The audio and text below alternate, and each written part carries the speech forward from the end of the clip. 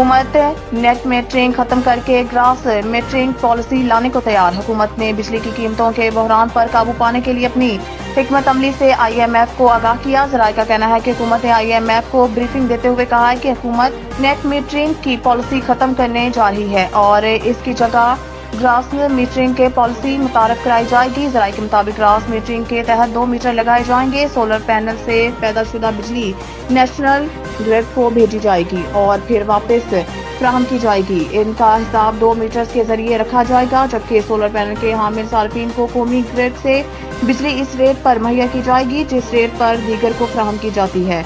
दूसरी तरफ net metering के जरिए लातादाद सार्फिन प्रोटेक्टेड कैटेगरी में चले जाएंगे। ग्रास मीटरिंग पॉलिसी के तहत सोलर पैनल वाले सार्फिन को प्रोटेक्टेड कैटेगरीज में रजिस्टर्ड नहीं किया जाएगा। इनको बिजली के नर्क नॉन प्रोटेक्टेड सार्फिन की तरह ही चार्ज किए जाएंगे। इस तरह सोलर पैनल्स के जरिए फायदा उठाने वाले सार्फिन के माली फवाइद में कमी आएगी।